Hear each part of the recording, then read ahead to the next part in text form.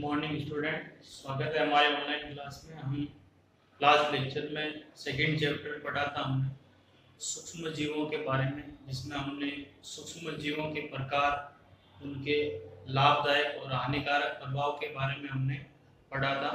आज हम नया चैप्टर शुरू करने जा रहे हैं। तीसरा चैप्टर है संश्लेषित रेशे एवं प्लास्टिक। तो सबसे पहले तो कि रेशा रेशा जो है ये प्राकृतिक स्रोत जैसे पौधे और जंतुओं से प्राप्त किया जाता है। रेशे का उपयोग कपड़े बनाने, दरिया, गलीचे, रस्सी, इस तरह की जो है सामान बनाने के काम में आते हैं। पिछली क्लास में आपने प्राकृतिक रेशों के बारे में पढ़ा था।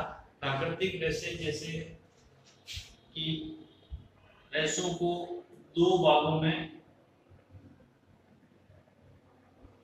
बांटा जा सकता है, प्राकृतिक और संश्लेषित। प्राकृतिक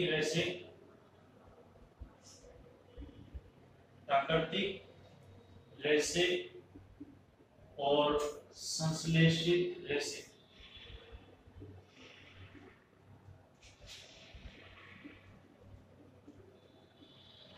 प्राकृतिक रेशे उन्हें कहा जाता है जो प्रकृति से प्राप्त होते हैं, जैसे उनका जो स्रोत है वो पौधे या जंतु होते हैं, उनसे प्राप्त होते हैं, उनको प्राकृतिक रेशे कहा जाता है। जैसे उदाहरण के लिए प्राकृतिक रेशों के जो उदाहरण हैं, कपास,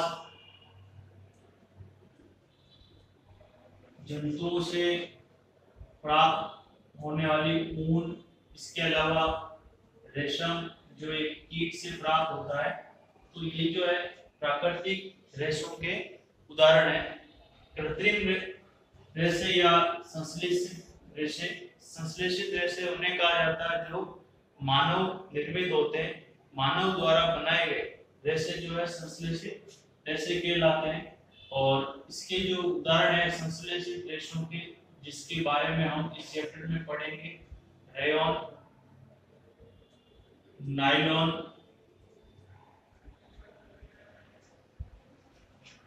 पॉलिस्टर। तो ये जो है ये संश्लेषित रेशे हैं, मानव निर्मित रेशे। तो प्राकृतिक रेशों के बारे में आपने पिछली क्लास में, 7th क्लास में आपने पढ़ चुके हैं इसके बारे में कि प्राकृतिक रेशे कौन कौन से हैं और उनसे क्या क्या वस्तुएं बनाई जाती है। इस चैप्टर में हम संश्लेषित रेशों के बारे में पढ़ेंगे, जिसमें रेयॉन, नायलॉन और पॉलिस्टर, इनके बारे में पढ़ेंगे।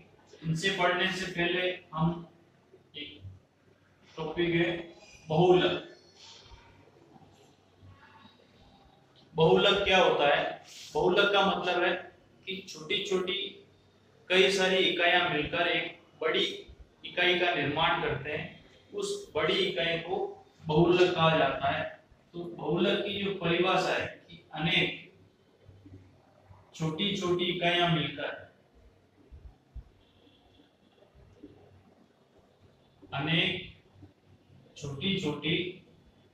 इकाइयां मिलकर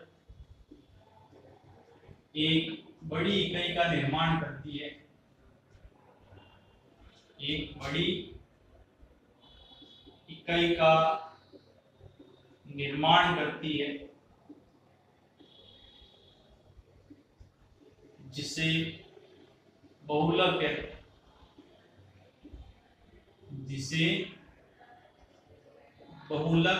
कहते हैं।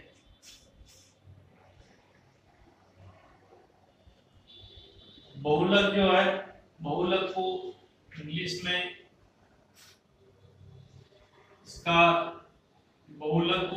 में पॉलीमर कहा जाता है। पॉलीमर जो है ये ग्रीक भाषा के दो शब्दों से मिलकर बना है। ग्रीक भाषा के दो शब्दों से मिलकर बना है।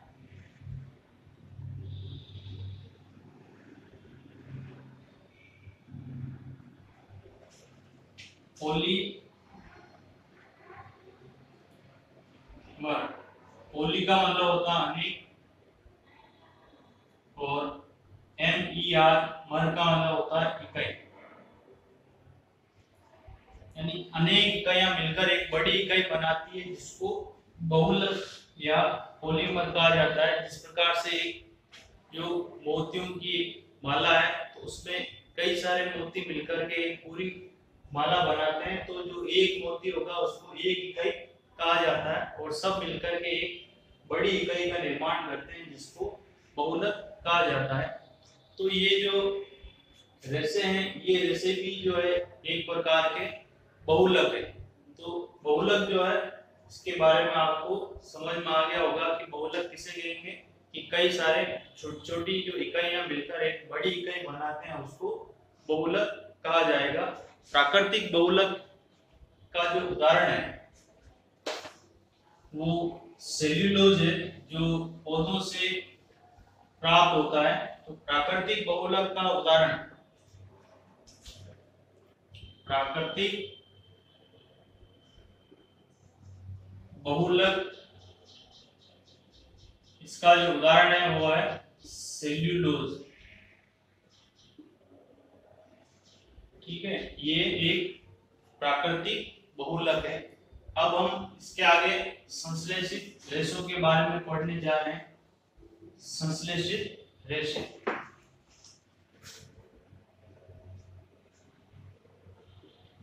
संश्लेषित रेशे, संश्लेषित रेशे की मानव द्वारा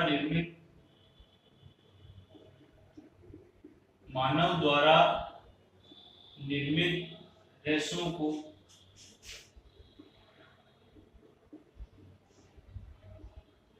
संश्लेषित रेशे कहते हैं।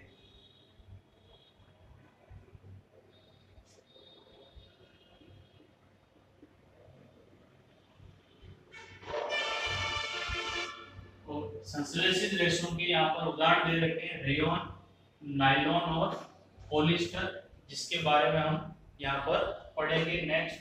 तो संश्लेषित रेशों में सबसे पहला जो रेशा है वो है रेयॉन।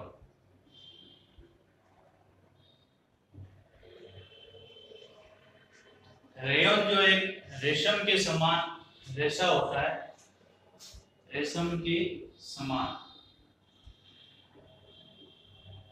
एक रेशा है।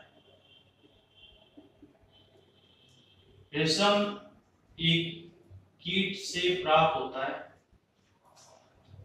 ठीक है, रेशम का जो निर्माण है वो प्राचीन समय में चीन में होता था, और चीन जो है रेशम के निर्माण की प्रक्रिया को गोपनीय रखता था। वो किसी को इसके बारे में बताता नहीं था कि रेशम का निर्माण कैसे होता है, किससे होता है, और वो दूसरे देशों को रेशम जो है इसका जो कपड़ा जो है बहुत ही आकर्षक और महंगा कपड़ा होता है जिसको ये दूसरे देशों को बेचता था, लेकिन इसके बनाने की जो प्रक्रिया है ये किसी को नहीं बताता कि ये कैसे बनता है। तो रेयॉन जो है ये रेशम के समान एक मानव द्वारा निर्मित कृत्रिम रेशा है, जो जिसके जो गुण है वो रेशम के समान होते हैं। ये भी एक आकर्षक और सुंदर दिखाई देने वाला रेशा है जिससे आकर्षक वस्तुएं बनाई जाती है। इसलिए इसको रेयॉन को बनाने के लिए, रेयॉन बनाने के लिए रेयॉन को बनाने के लिए कास्ट लुगदी, कास्ट लुगदी को रासायनिक, कास्ट लुगदी को रासायनिक उपचार द्वारा तैयार किया जाता है, तैयार किया जाता है।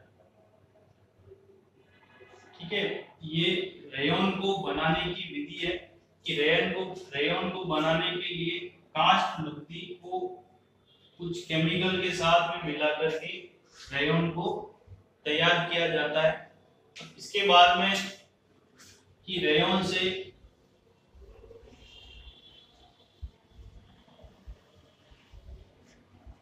रेयन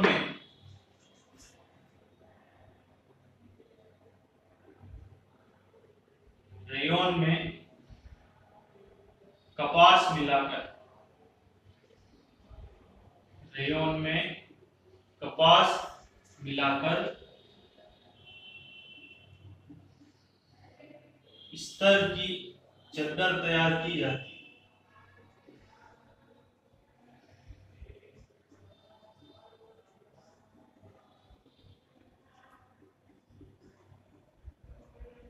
रेयन में कपास मिलाकर स्तर की चादर तैयार की जाती है। इसके अलावा रेयन में ऊन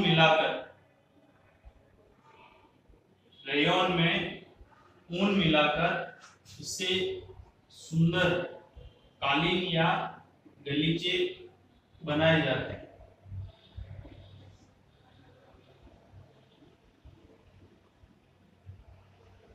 कालीन या गलीचे बनाए जाते हैं। तो ये जो है रेयन के बारे में। उसके बाद में नेक्स्ट है नायलॉन।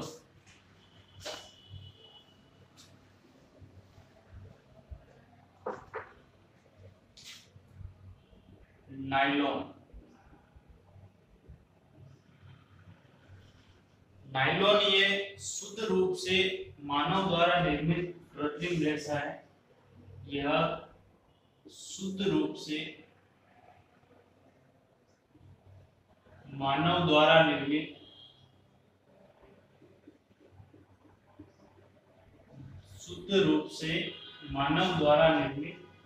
कृत्रिम रेशा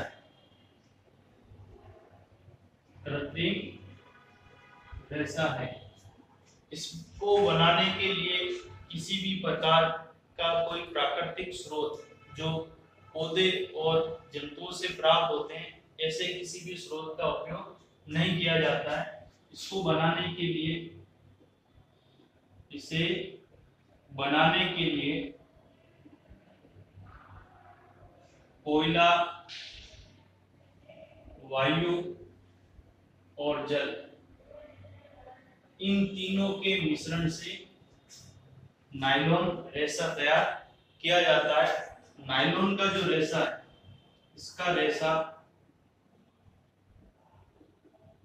प्रत्यास्थ प्रबल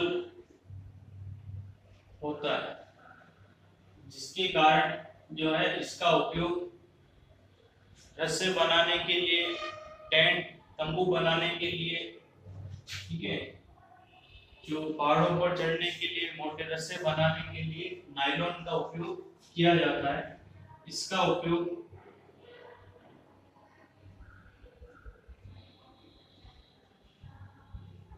जुराब यानी मोजे, तंबू, रस्से आदि बनाने में किया जाता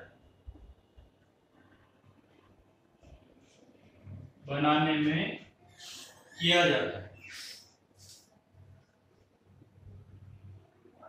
तो ये जो है नायलॉन के बारे में है। आज हमने संश्लेषित रेशों में रेयन और नायलॉन के बारे में पढ़ा है। नेक्स्ट कल जो है हम पॉलिएस्टर के बारे में पढ़ेंगे।